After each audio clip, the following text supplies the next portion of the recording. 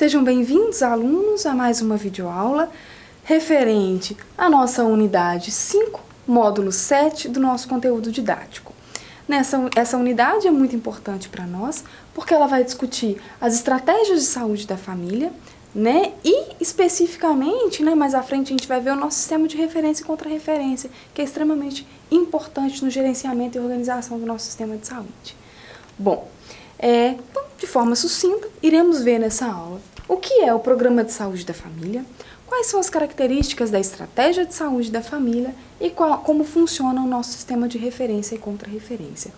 De antemão, é importante eu dizer para vocês que a nossa estratégia de saúde da família é o chamado Programa de Saúde da Família. O nosso dito Programa de Saúde da Família foi renominado, foi nomeado novamente como estratégia de saúde da família. Então, a gente está dizendo de um programa que foi aprimorado, que foi desenvolvido. O Programa de Saúde da Família, ele tem, como o próprio nome diz, foco no núcleo familiar, ele vai atender, ele vai se direcionar para as famílias como forma de gerenciamento, de cuidado desses sujeitos, Então, vamos entender os sujeitos inseridos dentro do núcleo familiar, no qual as equipes do Programa de Saúde da Família vão estabelecer esses vínculos direto com as famílias, com visitas domiciliares, com acompanhamentos domiciliares.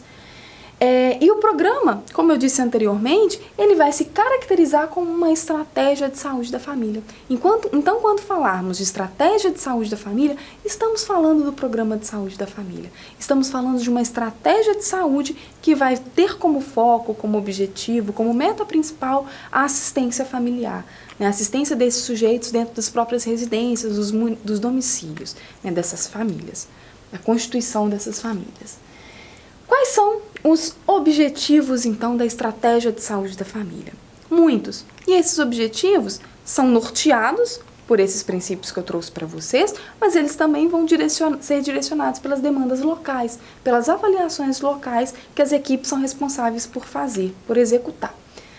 Eles têm como objetivo reorientação da assistência, intervir sobre os fatores de risco, eleger a família como núcleo básico de assistência. Então, eu me inserir na família, identificar quais são os fatores de risco associados àquela família e intervir nesses fatores de risco especificamente.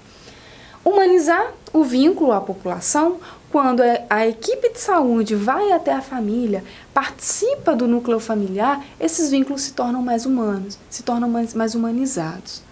Ações que são intersetoriais, ou seja, não só ações de saúde propriamente dita, mas ações que relacionam todos os outros aspectos escolares, culturais, sociais, a qual essas famílias estão inseridas. Democratização do conhecimento e estimular a organização da comunidade. Uma vez que essa via de mão dupla acontece, equipe de saúde indo até a comunidade vindo até a equipe de saúde. Isso se torna mais próximo, a atenção se torna mais próxima do sujeito pela estratégia de saúde da família. A estratégia de saúde da família vai trabalhar pelo princípio de atenção fundamentado na referência e na contra-referência, que é o que eu disse anteriormente para vocês como muito importante. Uma vez identificado essas demandas, essas carências familiares, eu preciso de gerenciar um atendimento a essas demandas. Para isso, eu vou referenciar ou contra-referenciar esse sujeito. Eu vou me fundamentar no atendimento de baixa complexidade, média complexidade e alta complexidade, sendo que essas complexidades fazem menção àqueles níveis de organização da saúde que nós vimos na última aula. Então, baixa complexidade, unidades básicas de saúde, nível primário de atenção à saúde.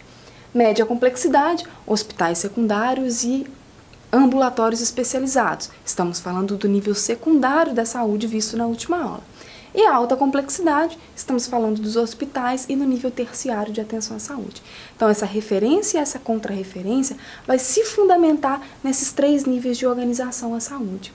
Eu estabeleço um processo de referência quando eu faço um referenciamento do sujeito de um nível de menor complexidade para um de maior complexidade. Um atendimento vai de menor complexidade para um de maior complexidade. Eu referencio esse paciente, eu encaminho esse paciente. E o contrarreferência acontece quando esse paciente que foi atendido pela alta complexidade volta para o serviço de menor complexidade. Ou seja, eu não faço um encaminhamento frio desse paciente, eu não transfiro esse problema para uma outra unidade de saúde resolver, para um outro sistema de saúde resolver. Eu encaminho esse paciente, solicito a resolução desse problema de saúde dele, mas eu espero que esse paciente retorne. Afinal de contas, ele precisa ser continuamente assistido pela atenção básica à saúde. Então, não é uma transposição de responsabilidades.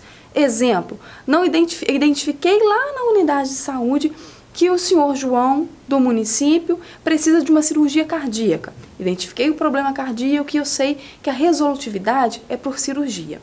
Vimos que a unidade básica de saúde não dá conta de um processo cirúrgico. Então, eu preciso referenciar esse sujeito para a unidade hospitalar, para que a cirurgia possa ser feita. Então, eu estabeleci aí um processo de referenciamento. Após a execução da cirurgia, o senhor João precisa de voltar para o município. Ele precisa de voltar para a sua residência e precisa continuar sendo assistido pela equipe de saúde da família. Então, o hospital vai contrarreferenciar o senhor João para a unidade básica de saúde, para que o atendimento continue sendo feito. Então, assim funciona o processo de referenciar e contrarreferenciar os atendimentos em saúde, né, as atenções em saúde. As unidades de saúde da família, as chamadas UBSs, elas também vão trabalhar com a definição de território de abrangência, ou seja, famílias e territórios específicos para cada UBS, para cada unidade de saúde da família. E a equipe de profissionais que vai compor essa UBS vai depender do número de famílias que são assistidas. Observem que aqui eu não estou falando do número de sujeitos que são atendidos, estou falando do número de famílias que são atendidas. O BSX atende 20 famílias. 20 famílias correspondem a quantos profissionais na equipe? E assim sucessivamente. Dessa forma se gerencia essa organização profissional da unidade de saúde da família. Essas famílias, elas precisam ser cadastradas, né? Como que eu gerencio? A minha equipe de saúde visita as famílias, realiza visitas domiciliares, conhecem esses familiares, conhecem essa estrutura familiar, conhecem o funcionamento dessa família e fazem esse registro para que essa família possa ser atendida. E esse registro nós denominamos de cadastramento. Essas famílias precisam ser cadastradas para que cada unidade se responsabilize por elas.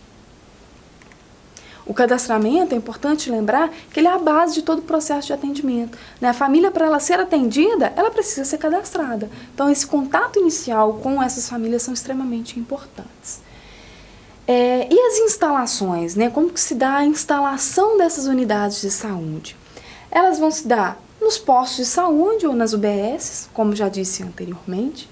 Os profissionais que vão compor essas unidades de saúde vão depender das demandas que são locais, né, do número de famílias que são assistidas e das possibilidades locais, quais são as potencialidades que esse município tem, qual é a distância desse município de outros municípios, como que funcionaria o processo de territorialização e N outros fatores.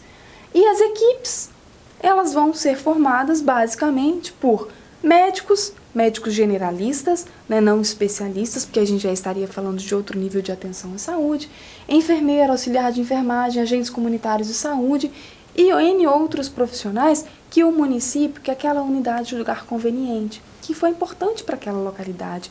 Então, nós temos um norte de quais os profissionais compõem essa equipe, no entanto, essa equipe pode ser modificada com base na justificativa, né, tendo uma justificativa plausível para a inclusão de novos profissionais.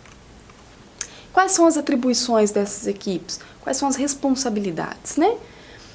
Avaliação permanente, avaliação do processo de intervenção permanente, conhecer a realidade dessas famílias, identificar os problemas e as situações de risco. Aqui nós estamos frisando nessas situações de risco, mas é importante também que as unidades conheçam o que essas famílias têm de positivo, quais são as potencialidades dessas famílias, né? Existe um grupo naquela comunidade, um grupo naquela região que realiza atividades de esporte, atividades de saúde que são positivas, então vamos utilizar dessas potencialidades desse município.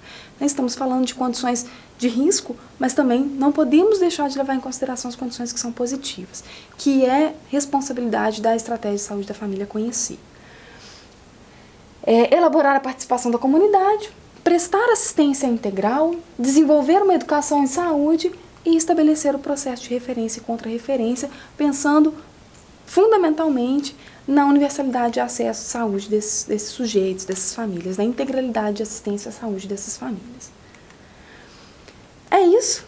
Espero ter contribuído para que vocês possam entender a próxima unidade, que se refere ao NASF, e que essa unidade faça sentido para que a gente possa compreender o nosso sistema, a nossa organização de saúde de forma mais integrada.